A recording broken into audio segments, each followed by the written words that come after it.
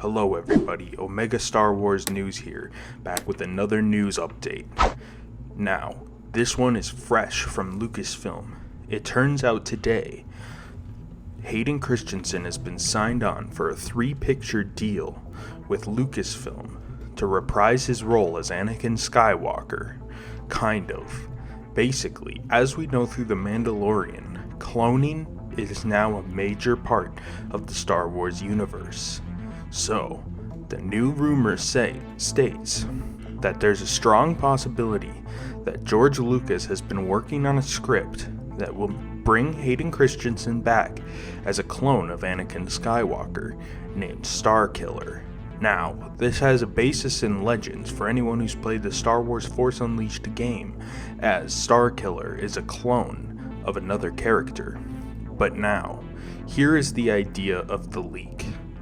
So basically, after the events of The Mandalorian, it'll turn out that a clone will be created of Anakin Skywalker named Starkiller. He will be played by Hayden Christensen, who will reprise his role as this new Jedi, and he'll be trained by Snoke. And there's a lot of evidence to prove this rumor.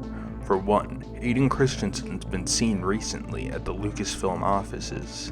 Second, we've heard recently that George Lucas has been working closely with Dave Filoni and Jon Favreau and Bob Iger to try to come back and regain some control over the Star Wars franchise. After all, one of the major elements George Lucas helped create in the 2000s after Star Wars Episode 3 was actually Starkiller from the Force Unleashed games.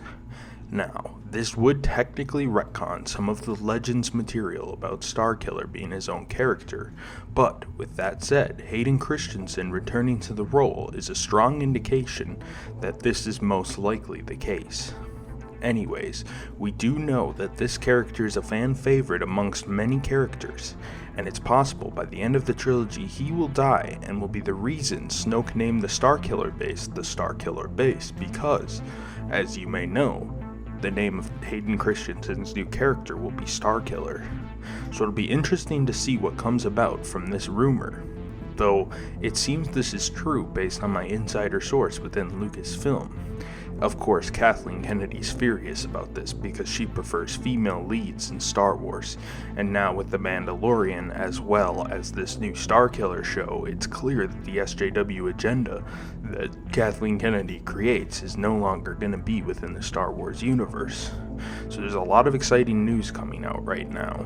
We hear a lot of things coming from Jon Favreau as well, knowing that he's probably going to direct 2 of the films, with the middle film being directed, of course, by actually none other than George Lucas himself, as he wants to be more hands-on and direct one, but in George Lucas's old age, he isn't able to direct a full trilogy. So Jon Favreau is going to kind of control from behind the scenes and still be in charge of a lot of the story elements, working closely with George Lucas, but George Lucas does want to get hands-on and direct one more fantastic Star Wars film before his life is over. Now, what does this mean for the wider Star Wars? Well, of course, we're obviously going to see retcons, and with Kevin Feige, as we know, creating his own version of the sequel Star Wars trilogy, it's very possible that this character will play in. Will we see him? Will events lead up to that film directly? Will we see what he did behind the scenes through novels, video games, TV shows, etc.? As you know, this is an expansive universe that goes far beyond just the movies and the TV and the video games and the books.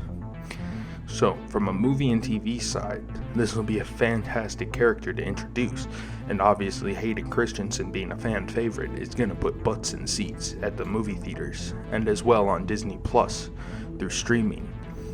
What do you guys think of this new rumor? I think there's a good chance he'll be one of the cooler characters in Star Wars, and I would like to see him interact with Keanu Reeves, his new character, who we've recently established is also joining the Star Wars universe. And how will this play in with Grogu being the new chosen one?